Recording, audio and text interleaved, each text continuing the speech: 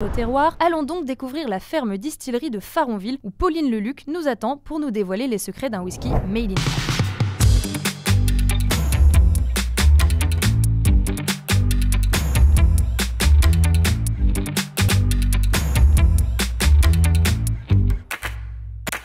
Bonjour à tous, bienvenue à la ferme distillerie de Faronville, juste derrière moi.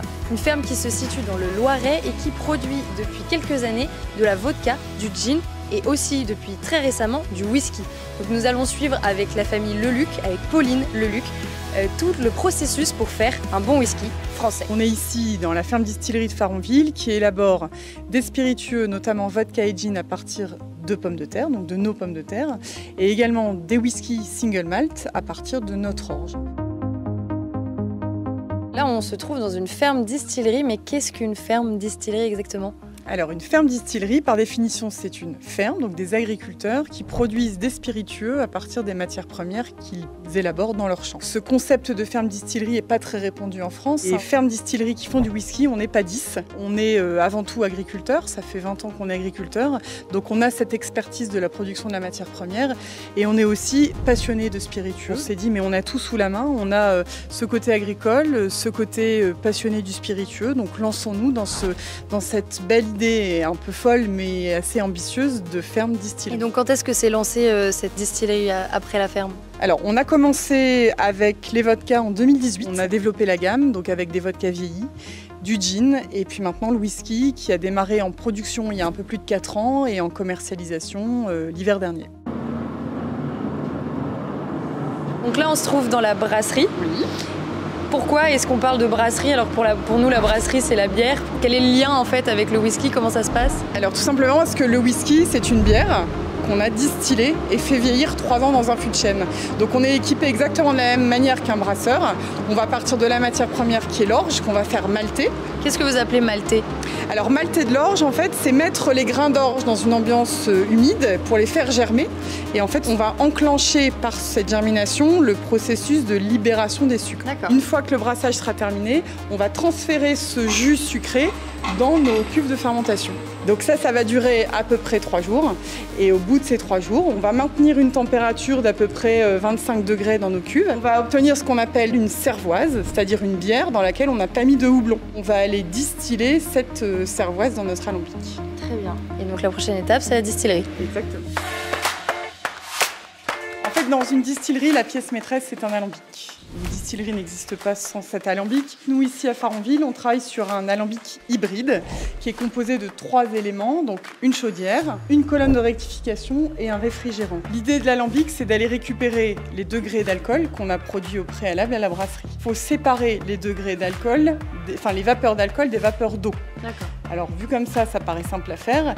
Ça l'est d'autant plus, c'est que l'eau bout à 100 degrés. Ça, je l'apprends à personne. Par contre, l'alcool, lui, commence à s'évaporer dès 55 degrés. Donc nous, on va aller récupérer toutes les vapeurs entre 55 et 99,9. En fait, au début, on chauffe. On a les premières vapeurs qui arrivent, qui sont des vapeurs d'alcool, mais des mauvais alcools, ce qu'on appelle les alcools de tête. Ces alcools, notamment le méthanol, sont des alcools très nocifs pour la santé. Donc nous, l'idée, c'est de les évacuer très vite. Quand on va arriver à peu près à 76 degrés, là, on va arriver dans notre cœur de chauffe, qui sont nos bons alcools, les éthanols. Ces éthanols, on va les séparer des têtes. En fin de distillation, on va arriver dans des vapeurs pas nocifs mais désagréables en goût qui sont les queues de distillation. Donc l'idée c'est de séparer les têtes et les queues et de ne garder que le cœur de chauffe. Voilà. C'est beau, ne garder que le cœur.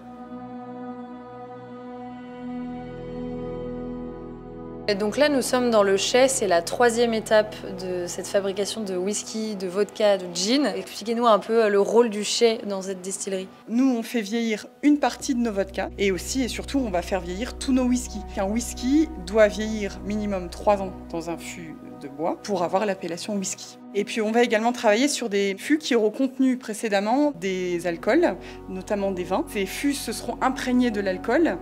Une fois vidé, nous l'idée c'est que notre whisky aille pomper justement ces sucres résiduels dans le bois pour aller patiner notre whisky.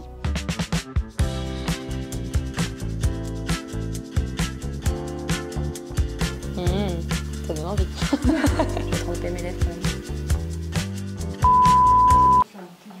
Costaud.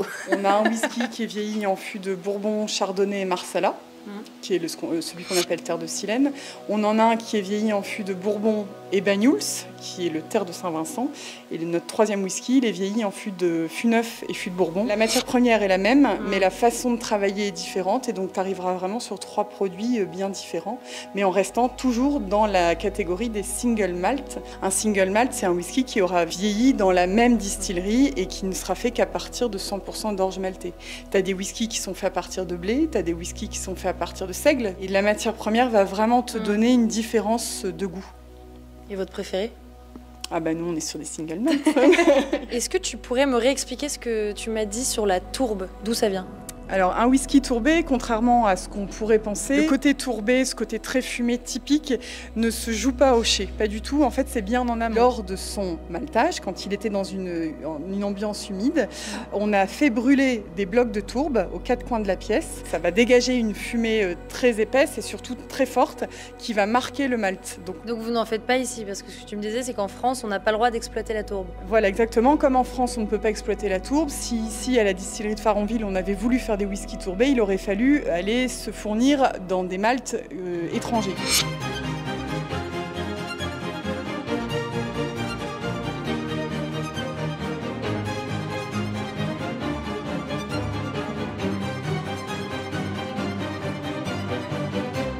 Bourbon.